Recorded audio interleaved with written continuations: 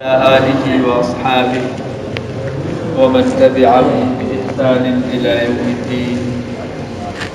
أما بعد، أعوذ بالله من الشيطان الرجيم. بسم الله الرحمن الرحيم. ومن أحسن قولا ممن دعا إلى الله وعمل صالحا وقال إنني من المسلمين. صدق الله العظيم. وقال رسول الله صلى الله عليه وسلم: بلغوا عني ولو آية. صدق رسوله النبي الكريم. اللهم صل على سيدنا ومولانا محمد وعلى آل سيدنا ومولانا محمد صلاة تنجينا بها من جميع الأهوال والآفات وتقضي لنا بها جميع الحاجات وتطهرنا بها من جميع السيئات وترفعنا بها عندك أعلى الدرجات وتبلغنا بها أقصى الغايات من جميع الخيرات في الحياة وبعد الممات إنك على كل شيء قدير. میرے محترم دوستو، بزرگوں اور بھائیوں، اللہ رب العزت نے قرآن مجید میں ارشاد فرمایا ہے: ان اللہ اسبغ علیکم نعمہ ظاہرۃ و باطنہ، کہ اللہ تعالیٰ نے تمہارے اوپر اپنی ظاہری اور باطنی نعمتیں مکمل طریقے سے عطا فرمائی ہیں۔ اللہ تعالیٰ نے بے شمار نعمتیں عطا فرمائی ہیں۔ وَإِن تَعُدُّوا نِعْمَتَ اللَّهِ لَا تُحْصُوهَا، فرمایا اگر تم اللہ کی نعمتوں کو گننا چاہو تو گن نہیں سکتے۔ أَلَمْ نَجْعَلِ الْأَرْضَ مِهَادًا، اللہ تعالیٰ نے زمین کو ہمارے لیے بچھونا بنایا۔ وَالْجِبَالَ أَوْتَادًا، زمین کے اوپر بڑے بڑے پہاڑوں کو میخوں کی طرح گاڑ دیا۔ وَخَلَقْنَاكُمْ أَزْوَاجًا، اللہ تعالیٰ نے ہمارے جوڑے جوڑے بنائے۔ وَجَعَلْنَا نَوْمَكُمْ سُبَاتًا، اللہ تعالیٰ نے آرام کے لیے نیند جیسی نعمت عطا فرمائی۔ وَجَعَلْنَا اللَّيْلَ لِبَاسًا، رات کو ہمارے لیے لباس بنا دیا۔ وَجَعَلْنَا النَّهَارَ مَعَاشًا، دن کو ہمارے لیے گزران کا ذریعہ بنایا۔ وَبَنَيْنَا فَوْقَكُمْ سَبْعًا شِدَادًا، ہمارے اوپر 7 بڑے بڑے آسمان قائم کر دیے۔ وَجَعَلْنَا سِرَاجًا وَهَاجًا، آسمانوں میں اللہ پاک نے روشن چمکدار سورج پیدا فرمایا۔ وَأَنزَلْنَا مِنَ الْمُعْصِرَاتِ مَاءً ثَجَّاجًا، اللہ تعالیٰ نے ہمارے لیے آسمان سے موسلادھار بارش کا انتظام فرمایا۔ لِنُخْرِجَ بِهِ حَبًّا وَنَبَاتًا، اللہ تعالیٰ نے ہمارے لیے زمین سے نباتات اور مختلف قسم کی سبزیاں اور مختلف قسم کے اناج پیدا فرمائے۔ وَجَنَّاتٍ أَلْفَافًا، اور مختلف پھلوں کے اللہ پاک نے گھنے گھنے باغات پیدا فرمائے۔ ثُمَّ شَقَقْنَا الْأَرْضَ شَقًّا، اللہ پاک فرماتے ہیں ہم نے تمہارے لیے زمین کو چیر دیا۔ وَأَنبَتْنَا فِيهَا حَبًّا وَعِنَبًا وَقَضْبًا، ہم نے اس میں سے تمہارے لیے نباتات کو پیدا فرمایا، گھاس پیدا فرمایا، سبزیاں پیدا فرمائی، انگور پیدا فرمائے۔ وَزَيْتُونًا وَنَخْلًا، زیتون پیدا فرمائے، کھجور پیدا فرمائی۔ وَحَدَائِقَ غُلْبًا، گھنے گھنے باغات پیدا فرمائے۔ وَفَاكِهَةً وَأَبًّا، پھل فروٹ اور گھاس پیدا فرمائے۔ مَتَاعًا لَكُمْ وَلِأَنْعَامِكُمْ، یہ تمہارے لیے بھی سامان ہے، تم بھی اس سے کھاتے ہو اور تمہارے جانور بھی جو ہے وہ زمین سے پیدا ہونے والی نباتات کو اور گھاس کو کھاتے ہیں۔ تو اللہ تعالیٰ نے قرآن مجید میں مختلف جگہوں پر بے شمار نعمتوں کا تذکرہ فرمایا. تذکرہ کرتے کرتے پھر اللہ پاک فرماتے ہیں وَإِن تَعُدُّوا نِعْمَةَ اللَّهِ لَا تُحْصُوهَا، اگر تم اللہ کی نعمتوں کو گننا چاہو تو گن نہیں سکتے. تو یہ دیکھو، یہ زبان کا بولنا بھی اللہ پاک کی نعمت ہے، آنکھ کا دیکھنا بھی اللہ پاک کی نعمت ہے، کان کا سننا بھی اللہ پاک کی نعمت ہے، دماغ کا سوچنا بھی اللہ پاک کی نعمت ہے، ہاتھوں کا پکڑنا اللہ پاک کی نعمت ہے، پاؤں کا چلنا اللہ پاک کی نعمت ہے، بال اللہ پاک کی نعمت ہے، اولاد اللہ پاک کی نعمت ہے، بیوی بچے اللہ پاک کی نعمت ہے، والدین اللہ پاک کی نعمت ہے، گھر اللہ پاک کی نعمت ہے، گاڑی، نوکری، عہدہ، منصب، ڈگریاں، یہ سب اللہ پاک کی نعمت ہے، علم بھی اللہ پاک کی نعمت ہے، ایمان بھی اللہ پاک کی نعمت ہے، اسلام اللہ پاک کی نعمت ہے. ان میں سب سے بڑی جو نعمت ہے وہ ایمان کی نعمت ہے. دنیا کی کوئی چیز بھی ایمان جیسی نعمت کا مقابلہ نہیں کر سکتی، اور یہ سب سے بڑی قیمتی چیز ہے. اور ایمان کا جو کلمہ ہے لا الہ الا اللہ، یہ تو اتنا بڑا قیمتی ہے کہ آپ صلی اللہ علیہ وسلم نے فرمایا لو جیء بالسماوات والارض ومن بینہن ومن فوقہن وما تحتہن، اگر جو کچھ آسمان اور زمین کے اندر موجود ہے ان سب کو اکٹھے کیا جائے، وزین فی کفۃ المیزان، اور ان سب کو ترازو کے پلڑے میں رکھ دیا جائے، ووضعت شہادۃ ان لا الہ الا اللہ فی کفۃ اخری، اور لا الہ الا اللہ کے کلمے کو ترازو کے دوسرے پلڑے میں رکھ دیا جائے، لرجحت بہن، تو یہ کلمے والا پلڑا بھاری ہو جائے گا. اور آپ صلی اللہ علیہ وسلم نے فرمایا من کان آخر کلامہ لا الہ الا اللہ دخل الجنہ، جو شخص مرنے لگے اور مرنے کے وقت اس کی زبان سے آخری کلمہ لا الہ الا اللہ کا نکلے تو وہ جنت میں داخل ہو جائے گا. تو میرے بھائیوں، دوستوں، بزرگوں، یہ بہت بڑا قیمتی کلمہ ہے. اور یہ کلمہ جو ہے حضور صلی اللہ علیہ وسلم نے فرمایا قیامت کے دن اللہ پاک کی بارگاہ میں ایک شخص کو لایا جائے گا، اس کے 99 دفتر گناہوں سے بھرے پڑے ہوں گے. وہ دیکھے گا اور وہ یقین کرے گا کہ اتنے میرے گناہ ہیں، اب تو میرا جہنم میں جانا پکا ہے، اب تو میں کسی صورت بھی بچ نہیں سکتا. اتنے سارے گناہ، 99 دفتر گناہوں کے بھرے ہوئے، وہ بھی ایک دفتر اتنا بڑا کہ جہاں تک نگاہ جائے وہ دفتر اتنا لمبا ہوگا. اب وہ اس کے دل میں اس بات کا یقین ہو چکا ہوگا کہ اب جہنم کا فیصلہ پکا ہے، اب یہ گناہوں کے بدلے میں جو ہے وہ جہنم میں جائے گا. لیکن اللہ پاک فرشتوں سے فرمائیں گے اس کی ایک چیز ہمارے پاس موجود ہے، اس کو بھی ظاہر کیا جائے.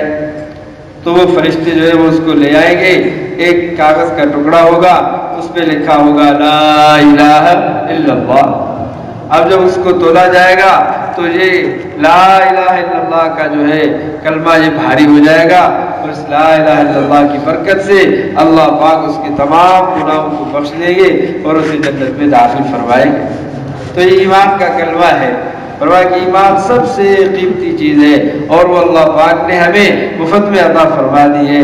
ماں کی گود میں ہم جیسے ہی پیدا ہوئے ہیں ہمارے دائیں کان میں اذان کی گئی ہے، دوسرے کان میں تکبیر کی گئی ہے، اور پھر اللہ کا نام ہم نے پہلے دن ہی سنا ہے. ماں کی گود میں ماں لا الہ الا اللہ اللہ اللہ کی لوری دیتی رہی. ہمیں اس ماحول میں اللہ پاک نے پروان چڑھایا ہے، بغیر محنت مشقت کے اللہ پاک نے ایمان جیسی عظیم دولت ہمیں عطا فرمائی ہے. لیکن ہمیں اس کی قدر نہیں، اس کی قیمت کا ہمیں پتہ نہیں کہ یہ ایمان کتنا بڑا قیمتی ہے. فرمایا کہ ساری دنیا کے لوگ یہ کافر بن جائے اور ایک آدمی ایمان والا ہو، کلمے والا ہو، اللہ پاک کی نظر میں وہ تمام دنیا کے لوگوں سے زیادہ قیمتی ہوگا. شیخ سعدی رحمۃ اللہ علیہ فرماتے ہیں میں چھوٹا تھا، ماں نے مجھے انگوٹھی دی ہوئی تھی سونے کی، وہ میں نے پہنی ہوئی تھی. جیسے میں باہر نکلا، ایک دفعہ ایک شخص جو ہے وہ گڑ بیچ رہا تھا، اس نے جب مجھے دیکھا میرے ہاتھ میں سونے کی انگوٹھی تھی، اس نے مجھے بلایا اور گڑ کی چھوٹی سی ڈلی مجھے دی. مجھے کہا کہ اس کو کھاؤ، اس کو چکھو. جب میں نے اسے چکھا تو میٹھا تھا. پھر اس نے مجھے کہا اب یہ انگوٹھی نکال کر اس کو چکھو. اب میں نے سونے کی انگوٹھی وہ نکالی اور اس کو چکھنے لگا. وہ تو میٹھی نہیں تھی، پھیکی تھی، بے لذت تھی. وہ گڑ جو ہے وہ لذت والا تھا. اب وہ شخص مجھے کہنے لگا یہ لذت والی چیز لے لو اور یہ بے لذت چیز مجھے دے دو. میں نے اسے دے دی وہ انگوٹھی، اس نے گڑ مجھے دے دیا. تو شیخ سعدی فرماتے ہیں اب یہ اتنی قیمتی جو چیز تھی میرے پاس سونے کی انگوٹھی، وہ میں نے چھوٹے سے گڑ کے بدلے میں دے دی. کیوں؟ اس لیے کہ مجھے اس سونے کی قیمت کا پتہ نہیں تھا، اس کی اہمیت کا پتہ نہیں تھا. مجھے خبر نہیں تھی کہ اتنا بڑا قیمتی سونا ہے. یہ انگوٹھی تو بہت بڑی قیمتی ہے، لیکن قدر نہ ہونے کی وجہ سے میں نے جو ہے وہ گڑ کے ڈلی کے بدلے میں وہ میں نے دے دی. اب ہمارا حال بھی یہ ہے، اتنا بڑا ایمان قیمتی اللہ پاک نے ہمیں عطا فرمایا ہے، لیکن تھوڑی دنیا کی لالچ میں، تھوڑی تکلیف میں آ کر ہم جو ہے وہ ایمان کو بیچ دیتے ہیں، ایمان کو پھر ایک جگہ پر رکھ دیتے ہیں. صحابہ کرام رضوان اللہ تعالی علیہم کا جو ایمان تھا وہ ہماری طرح نہیں تھا، بلکہ فرمایا کان الایمان اعظم فی قلوبہم من الجبال. صحابہ کرام کا ایمان ان کے دلوں میں پہاڑوں سے زیادہ مضبوط تھا. یعنی یہ تو ممکن تھا کہ پہاڑوں کو توڑ توڑ کر اپنی جگہ سے ہٹایا جائے، لیکن یہ ممکن نہیں تھا کہ صحابہ کرام کے دلوں سے ایمان کو نکالا جائے. تو صحابہ کرام نے ایمان پر محنت کی تھی. آپ صلی اللہ علیہ وسلم نے ان کے دلوں پر محنت کی تھی، ان کے دلوں میں ایمان کی اہمیت بٹھائی تھی. تو میرے بھائیوں دوستوں بزرگوں، یہ ہمارے دل میں یہ ایمان کی اہمیت کیسے آئے گی، یہ قدر و قیمت ہمارے دل میں کیسے اترے گی؟ فرمایا اس لیے تم اپنے ایمان کی تجدید کرو. فرمایا کہ لا الہ الا اللہ سے اپنے ایمان کی تجدید کرو. لا الہ الا اللہ پڑھتے رہا کرو، لا الہ الا اللہ کی دعوت ایک دوسرے کو دیا کرو. اس سے ایمان کی تجدید ہوگی، ایمان مضبوط ہوگا. ایک مرتبہ آپ صلی اللہ علیہ وسلم نے فرمایا کہ جددوا ایمانکم، میرے صحابیوں اپنے ایمان کی تجدید کیا کرو. تو صحابہ کرام نے پوچھا یا رسول اللہ کیف نجدد ایماننا، ہم اپنے ایمان کی تجدید کیسے کریں؟ تو آپ صلی اللہ علیہ وسلم نے فرمایا اکثروا قول لا الہ الا اللہ، لا الہ الا اللہ کی کثرت کیا کرو کہ اللہ کے سوا کوئی معبود نہیں، اللہ کے سوا کوئی مختار کل نہیں، اللہ کے سوا کوئی حاجت روا نہیں، اللہ کے سوا کوئی بگڑی بنانے والا نہیں، اللہ کے سوا کوئی حاجت روا نہیں. جو کچھ ہوا ہے اللہ پاک نے کیا ہے، جو کچھ ہو رہا ہے اللہ پاک کر رہے ہیں، اور جو کچھ ہوگا اللہ پاک کریں گے. اور اللہ پاک کرتے ہیں اپنی قدرت سے کرتے ہیں، وہ کسی کے محتاج نہیں ہیں. اللہ پاک نے آدم علیہ السلام کو بغیر ماں باپ کے پیدا فرمایا اپنی قدرت سے. حضرت آدم علیہ السلام سوئے پڑے تھے، اس کی دائیں پسلی سے اما حوا کو پیدا فرمایا اپنی قدرت سے. اللہ تعالیٰ نے حضرت عیسیٰ علیہ السلام کو بغیر باپ کے پیدا فرمایا اپنی قدرت سے. حضرت صالح علیہ السلام کی قوم کے لیے اللہ پاک نے پہاڑ سے حاملہ اونٹنی کو پیدا فرمایا اپنی قدرت سے. حضرت ایوب علیہ السلام کو بیماری سے شفا عطا فرمائی اپنی قدرت سے. حضرت اسماعیل علیہ السلام کو تیز چھری کے نیچے بچایا اپنی قدرت سے. حضرت ابراہیم علیہ السلام کو جب نمرود نے آگ میں ڈالا تو اللہ تعالیٰ نے حضرت ابراہیم علیہ السلام کو بچایا اپنی قدرت سے.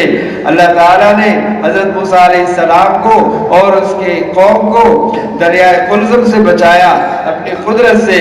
اور اسی بحیر قلزم میں فرعون اور اس کے 16 لاکھ کے لشکر کو غرق کیا اپنی قدرت سے. اللہ تعالیٰ نے ہجرت والی رات حضور اکرم صلی اللہ علیہ وسلم کو ہجرت والی رات آپ صلی اللہ علیہ وسلم کے گھر کے باہر کفار کے 100 نوجوان جو ہے وہ تلوار لے کے کھڑے تھے، اور تلواروں میں زہر بھی جو ہے وہ لگایا ہوا تھا. لیکن اللہ پاک نے اپنے حبیب صلی اللہ علیہ وسلم کو 100 نوجوانوں کے درمیان سے گزارا اپنی قدرت سے، اور حفاظت کر کے دکھائی اپنی قدرت سے.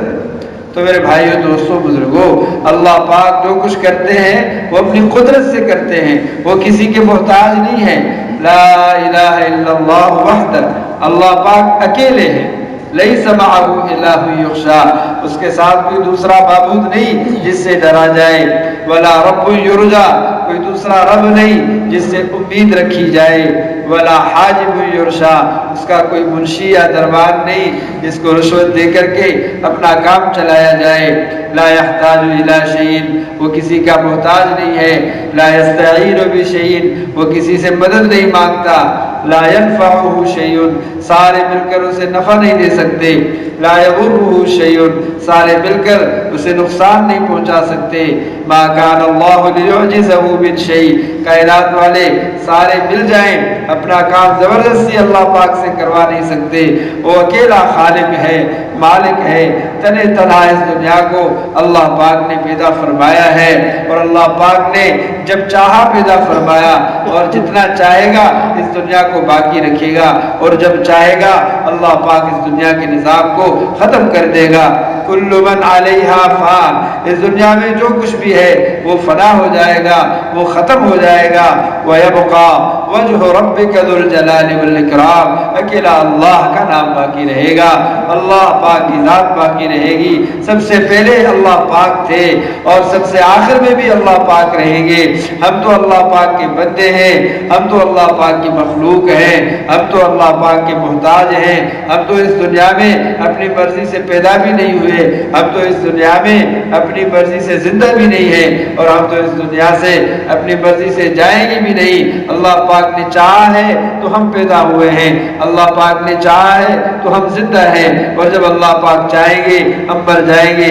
یہ گھر بھی یہاں چھوڑ جائیں گے، گاڑیاں بھی یہاں رہ جائیں گی، رشتہ دار بھی یہاں رہ جائیں گے، بینک بیلنس بھی یہاں رہ جائے گا، دنیا کا سارا ٹھاٹ باٹ یہاں رہ جائے گا، یہ عیش و عشرت کی چیزیں یہاں رہ جائیں گی، یہ ساری راحت و آسانی کی چیزیں سب یہاں رہ جائیں گی۔ ایک دن مر جانا ہے، خالی ہاتھ قبر میں جانا ہے۔ جو رشتہ دار ہیں، جو دوست احباب ہیں، جو یہاں پر جان نچھاور کرتے ہیں، جان قربان کرنے کے لیے تیار ہوتے ہیں، ہر مشکل گھڑی میں آ جاتے ہیں قریب اور ہماری مدد کرتے ہیں، ہمارے ساتھ تعاون کرتے ہیں، دوستی نبھاتے ہیں، رشتہ داری نبھاتے ہیں۔ جب ہم قبر میں جائیں گے، جب مر جائیں گے، وہ اتنا کریں گے کہ ہمیں قبر میں دفن کریں گے، اوپر مٹی ڈالیں گے، اس کے بعد واپس چلے آئیں گے۔ پھر سال گزر جائیں گے، نہ ہمارا نام و نشان باقی نہ رہے گا، نہ ہم لوگوں کو یاد رہیں گے کہ ہم بھی کوئی اس دنیا میں موجود تھے، کوئی ہماری بھی عزت تھی، کوئی ہمارا بھی شان تھا، کوئی مان تھا، کوئی مقام و مرتبہ تھا، کوئی ہم بھی بڑے کوئی بزنس مین تھے، بڑے تاجر تھے، بڑے وڈیرے تھے۔ سب کچھ ختم ہو جائے گا، اکیلا اللہ باقی ہے، اکیلا اللہ باقی رہے گا۔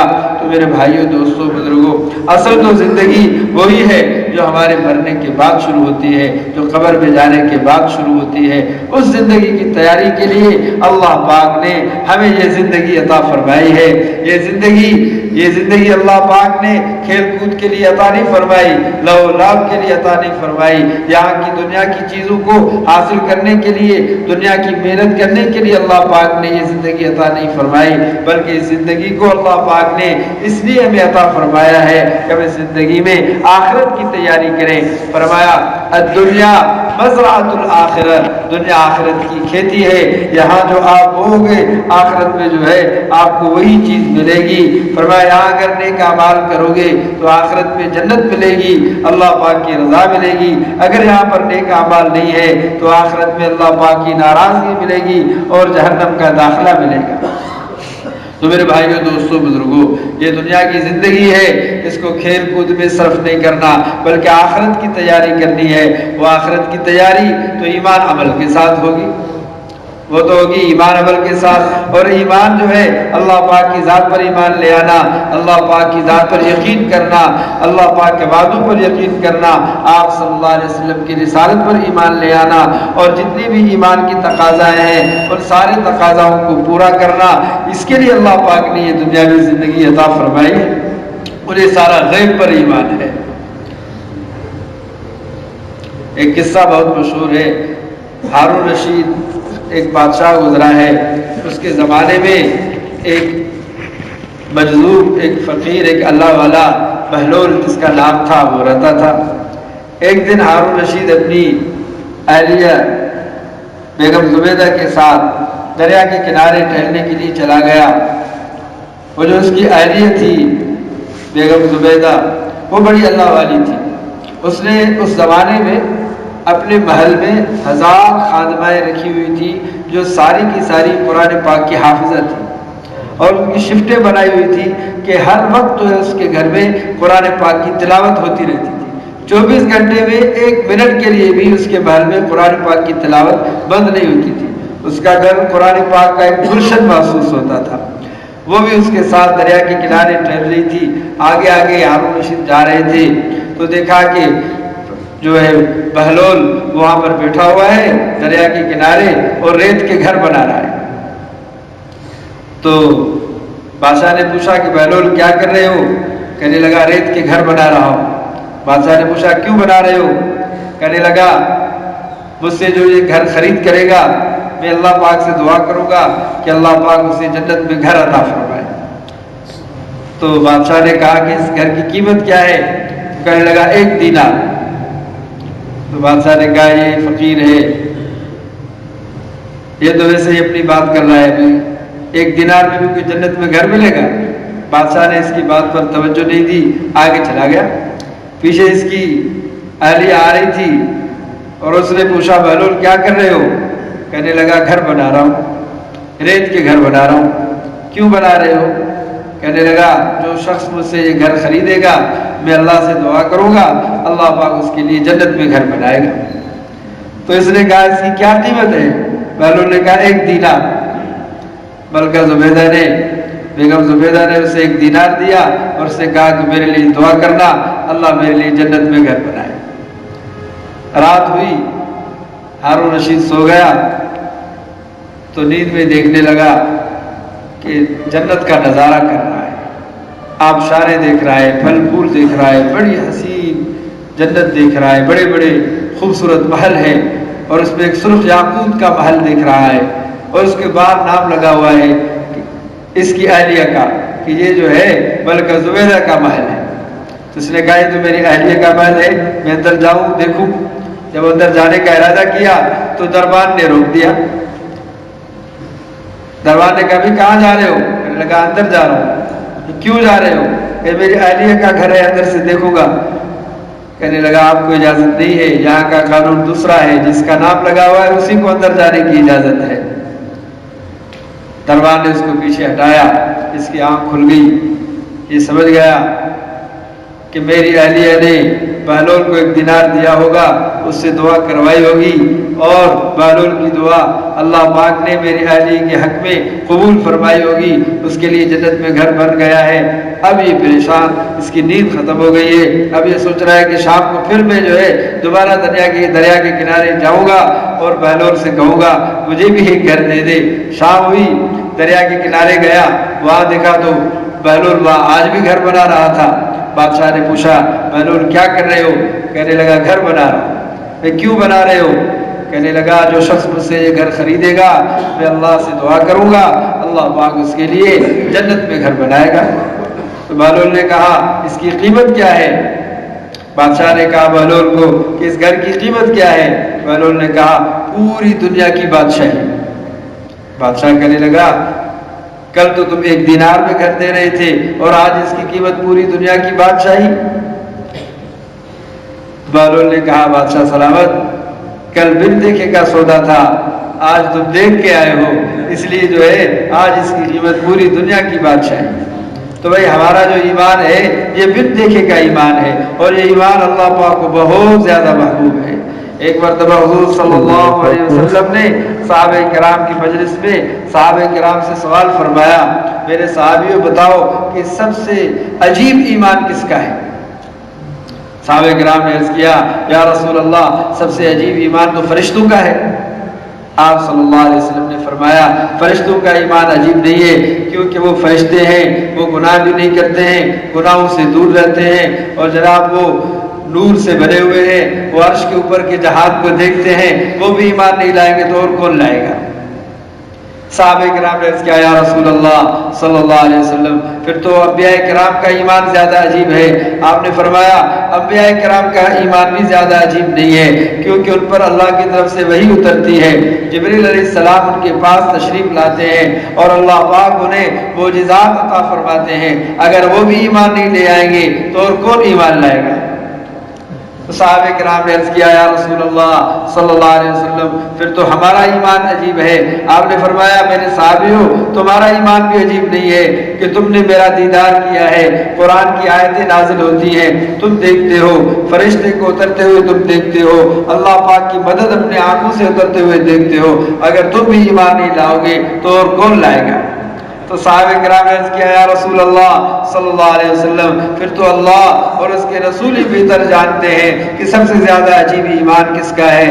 تو آپ صلی اللہ علیہ وسلم نے فرمایا میرے صحابیوں میرے بعد میرے امتی آئیں گے جو میری دنیا کی پردہ فرما جانے کے بعد آئیں گے اور وہ مجھ پر ایمان لائیں گے، مجھے نہیں دیکھیں گے، وہ قرآن کی آیتوں کو اترتا ہوا نہیں دیکھیں گے، وہ معجزے اپنی آنکھوں سے میرے معجزے نہیں دیکھیں گے، وہ فرشتوں کو نہیں دیکھیں گے، وہ پھر بھی اللہ کی ذات پر ایمان لائیں گے، وہ پھر بھی مجھ پر ایمان لائیں گے اور قرآن پر ایمان لائیں گے، ان لوگوں کا ایمان سب سے زیادہ عجیب ہوگا۔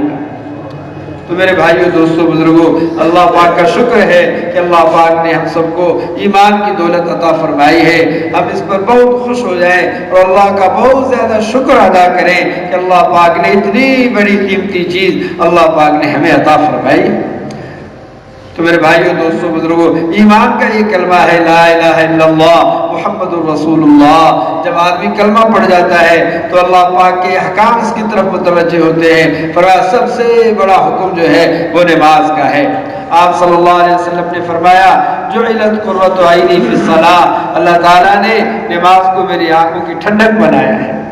آپ صلی اللہ علیہ وسلم نے فرمایا لا سہم فی الاسلام لمن لا صلاۃ لہ، اسلام میں اس آدمی کا کوئی حصہ نہیں جو نماز نہیں پڑھتا۔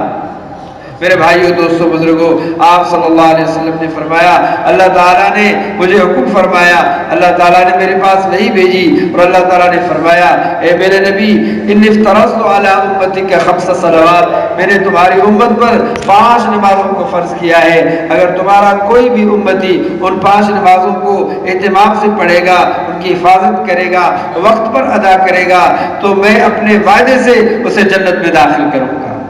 اور جو آپ کا امتی نماز کی حفاظت نہیں کرے گا، اپنے وقت پر نماز نہیں پڑھے گا، غفلت برتے گا تو اس کے لیے میرا کوئی وعدہ نہیں، اس کے لیے میری کوئی ذمہ داری نہیں۔ آپ صلی اللہ علیہ وسلم نے فرمایا اول ما یحاسب به العبد یوم القیامت الصلاۃ، قیامت میں سب سے پہلے جس چیز کے بارے میں سوال کیا جائے گا وہ نماز ہوگی۔ ان صلحت صلح سائر عملہ، جس کی نماز صحیح نکلی اس کے سارے اعمال صحیح نکلیں گے، وان فسدت فسد سائر عملہ، جس کی نماز خراب نکلی اس کے سارے اعمال خراب نکلیں۔ تو میرے بھائیوں دوستوں بزرگوں ہماری نماز صحیح ہو جائے، ہم صحیح نماز پڑھنے والے بن جائیں، نماز کے فرائض واجبات سنن مستحبات نواقضات کا ہمیں علم ہونا چاہیے۔ ہمیں علم ہوگا تو ہماری نماز صحیح ہوگی، اور یہ علم جو ہے یہ صرف نماز کے لیے ضروری نہیں ہے بلکہ ہر اس چیز کے لیے ضروری ہے، اور اس کام کے لیے ہمیں علم حاصل کرنا ضروری ہے جو کام ہم کرتے ہیں۔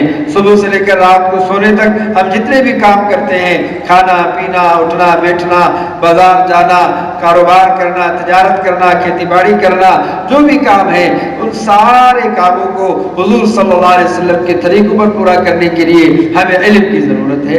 علم ہوگا تو ہمارے سارے کام سارے اعمال صحیح ہوں گے، اگر علم نہیں ہوگا تو ہمارے اعمال صحیح نہیں ہوں گے اور پھر قبولیت کے درجے کو نہیں پہنچیں گے۔ آپ صلی اللہ علیہ وسلم نے فرمایا من سلک طریقا یطلب فیہ علما سہل اللہ لہ طریقا الی الجنہ، جو آدمی علم حاصل کرنے کے لیے اللہ کے راستے میں نکلتا ہے اللہ پاک اس کے لیے جنت کا راستہ آسان کر دیتے ہیں۔ فرمایا خیرکم من تعلم القرآن وعلمہ، تم میں سب سے بہترین انسان وہ ہے جو قرآن پاک کا علم حاصل کرے اور دوسروں کو قرآن پاک کا علم سکھائے۔ آپ صلی اللہ علیہ وسلم نے فرمایا کن عالما، عالم بن جاؤ، او متعلما یا طالب علم بن جاؤ، او سامعا یا علماء کی باتیں سننے والے بن جاؤ، او محبا یا علماء سے محبت کرنے والے بن جاؤ، فلا تکن خامسا، 5ویں قسم کے لوگ مت بننا ورنہ ہلاک ہو جاؤ گے۔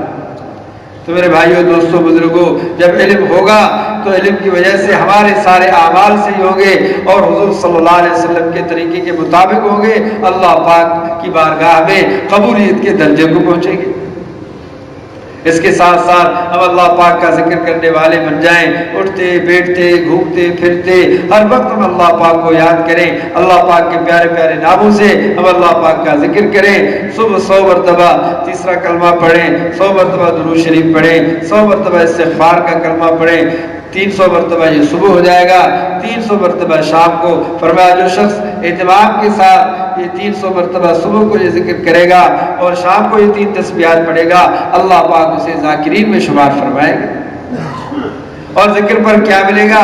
فرمایا جو شخص سبحان اللہ 1 مرتبہ کہتا ہے، اللہ پاک اس کے لیے جنت میں ایک بہت بڑا درخت لگا دیتے ہیں کہ عربی نسل کا گھوڑا 100 سال تک اس کے نیچے چلتا رہے، اس درخت کا سایہ ختم نہیں ہوگا۔ جو شخص 1 مرتبہ الحمدللہ کہے اس کے لیے اللہ پاک جنت میں ایک درخت لگا دیں گے۔ جو شخص 1 مرتبہ لا الہ الا اللہ کہے اللہ پاک اس کے لیے جنت میں درخت لگا دیں گے۔ 1 مرتبہ اللہ اکبر کہے اللہ پاک اس کے لیے جنت میں ایک درخت لگا دیں گے۔ فرمایا جنت جو ہے وہ ایک چٹیل میدان ہے، وہ آپ کے اعمال کی وجہ سے وہاں پر محل بنتے ہیں۔ آپ نماز پڑھتے ہیں، روزہ رکھتے ہیں، ذکر کرتے ہیں، تلاوت کرتے ہیں، آپ کے لیے وہاں محلات بن جاتے ہیں، وہاں درخت لگ جاتے ہیں، وہاں پھول کیاریاں لگ جاتی ہیں، وہ آپ کے عمل کی برکت سے ہوتا ہے۔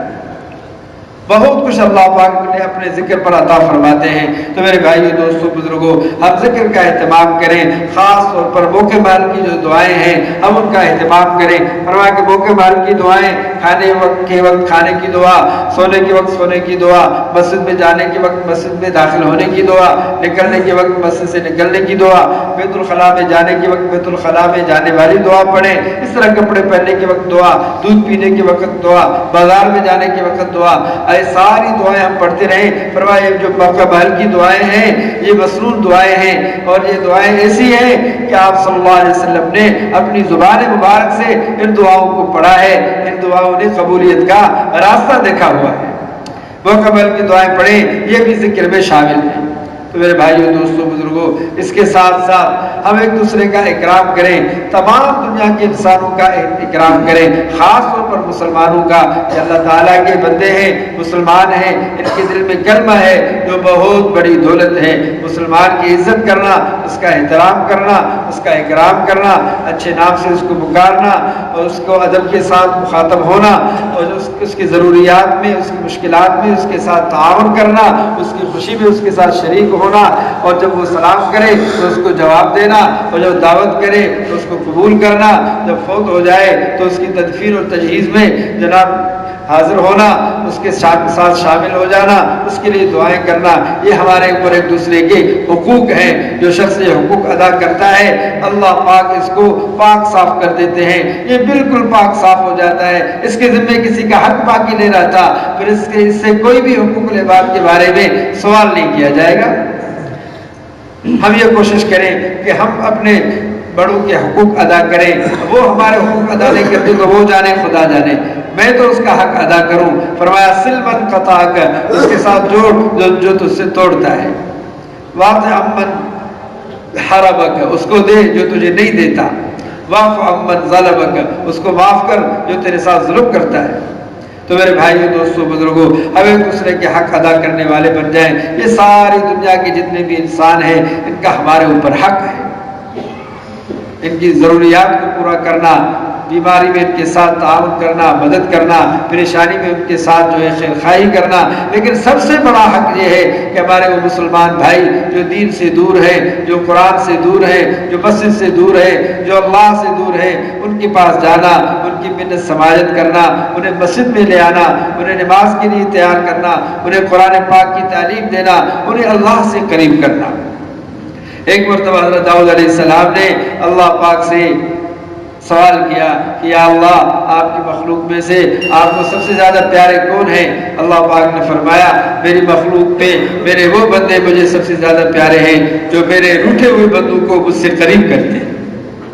داؤد علیہ السلام نے پوچھا یا اللہ، ایسے بندے بھی ہیں جو آپ سے روٹھے ہوتے ہیں؟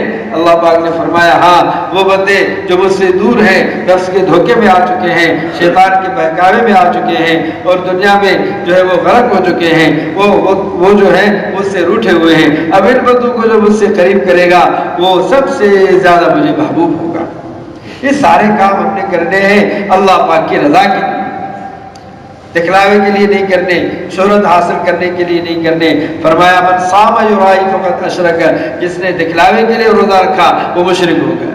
من صلی یرائی فقط اشرک، جس نے دکھلاوے کے لیے نماز پڑھی وہ مشرک ہو گیا۔ من تصدق یرائی فقط اشرک، جس نے دکھلاوے کے لیے صدقہ کیا وہ مشرک ہو گیا۔ ہم جو کام بھی کریں اللہ پاک کی رضا کے لیے کریں، اللہ پاک راضی ہو، اللہ پاک راضی ہو۔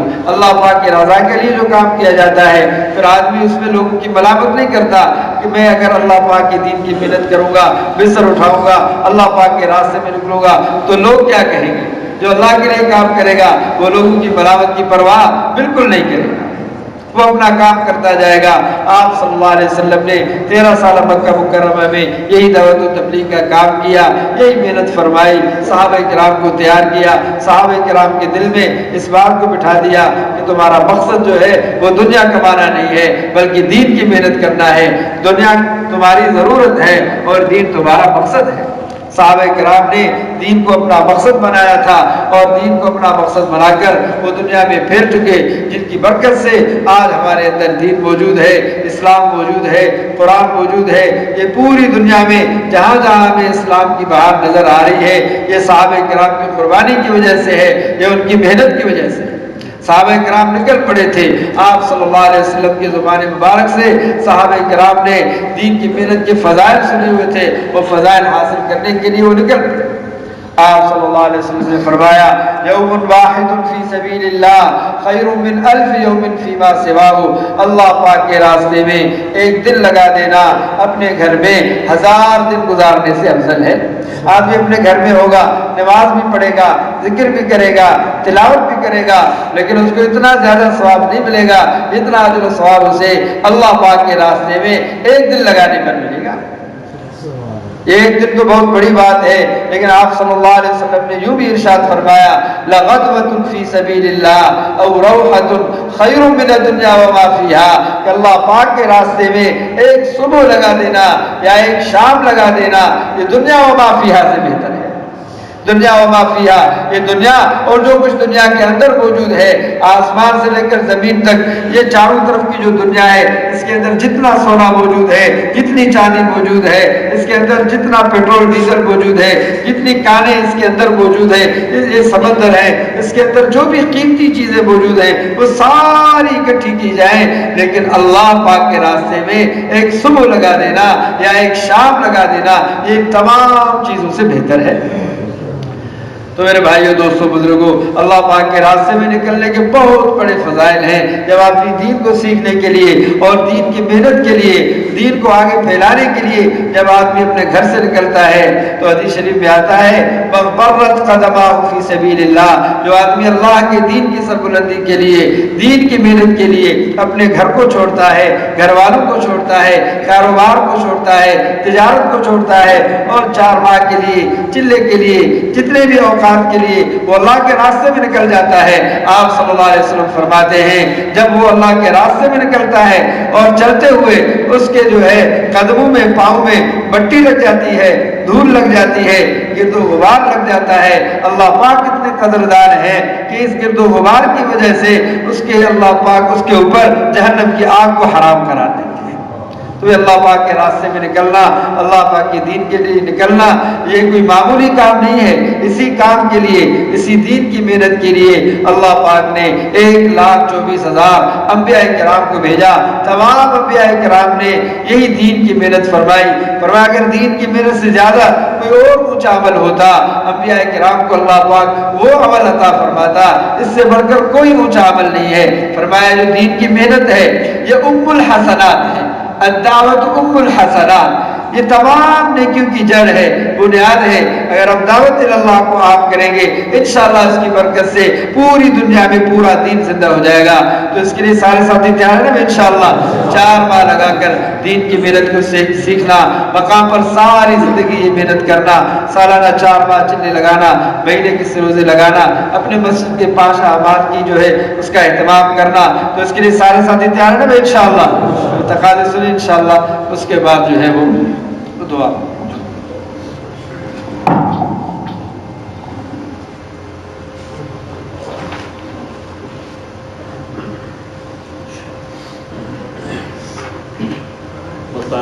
محبت حوصلے کے ساتھ لقد کون کون تیار ہے ماشاءاللہ. کتنے وقت کے لیے جی؟ بھائی رائف صاحب کیا لکھوا رہے ہیں جی؟ اچھا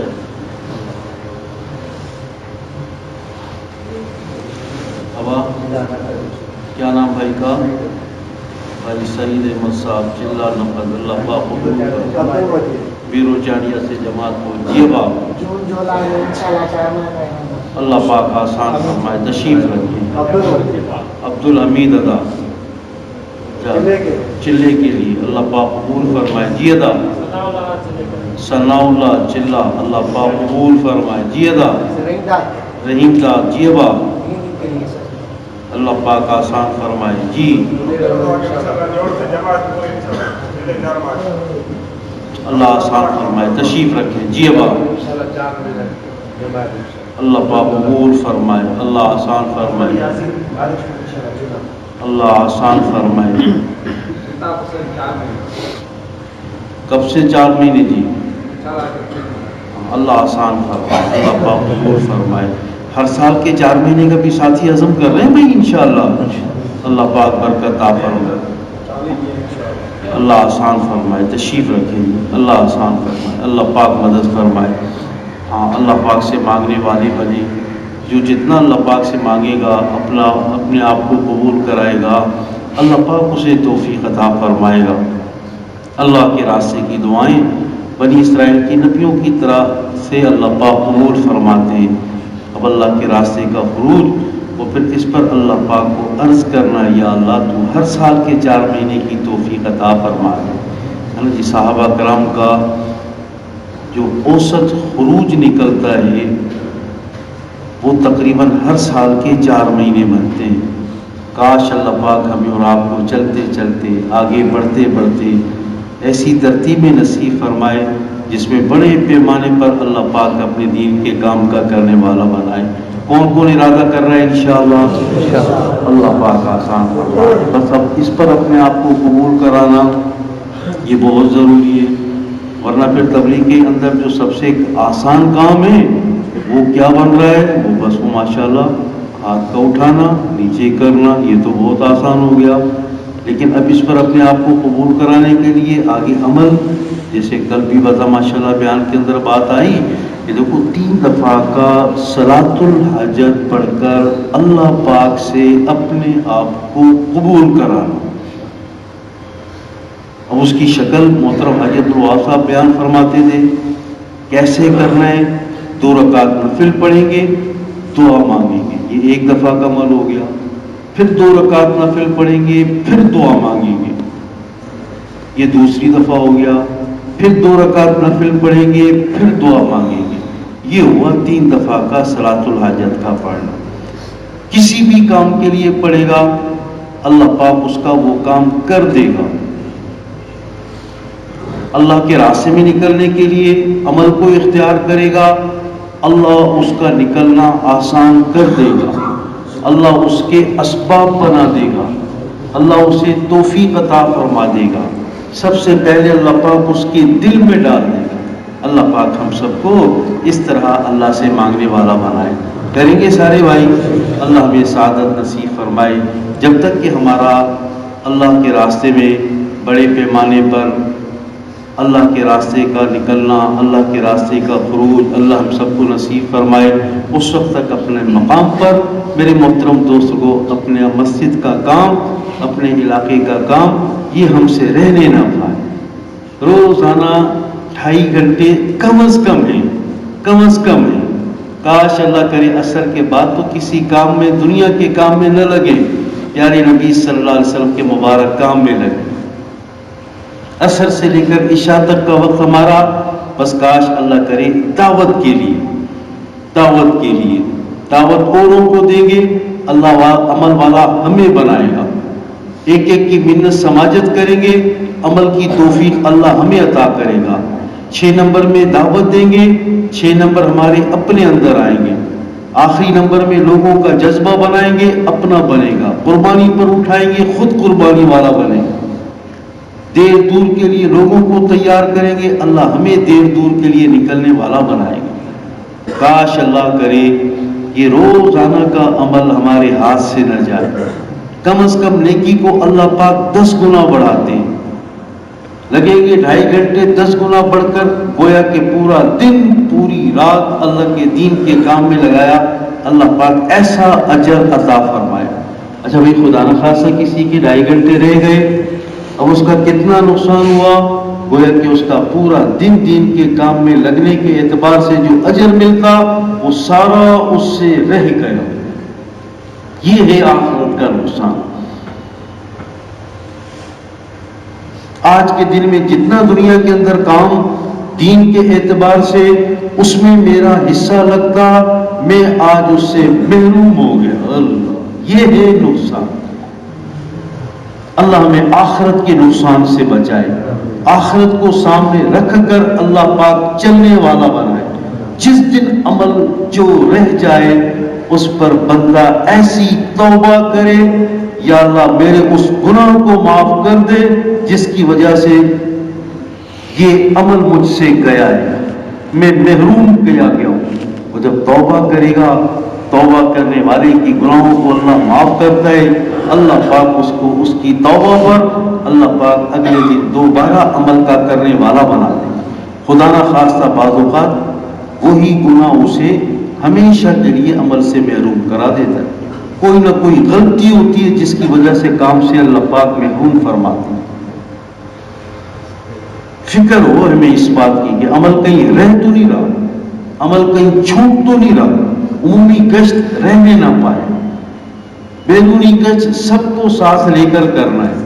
کاش اللہ یہ سعادت عطا فرمائے. اب اللہ بتاؤ بھائی, ایک ہے کہ جی میں نے اپنا گشت کر لیا, ایک ہے کہ جی میں اپنے ساتھ اوروں کو اپنے ساتھ گشت میں, سارے محلے والوں کو گشت میں شامل کر لوں. نیت سب کی ہے, بچے جائے کہ اللہ پاک نے 2 4 5 کو بھی میرے ذریعے سے عمل کرایا, ان کا بھی اجر میرا بھی اجر. بتاؤ اس کا اجر کتنا گنا بڑھ گیا. مہینے کے 3 دن کسی کے نہ جائیں, کسی کے نہ جائیں. آخری حصہ ہے مہینے کے اعتبار سے 10واں حصہ.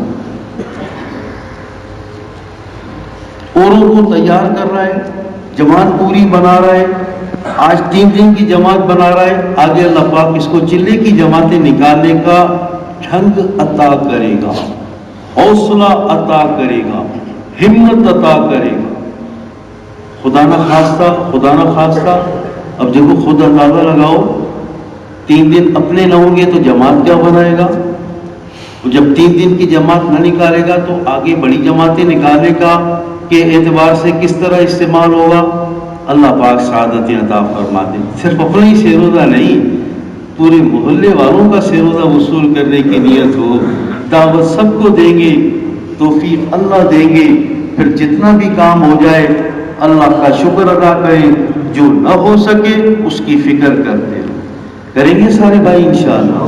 اپنے گھر کی تعلیم, مسجد کی تعلیم, مشورہ مسجد میں بھی, مشورہ گھر میں بھی. میرے محترم دوست لوگوں, ان میں سے کسی عمل کو ہلکا نہ سمجھ.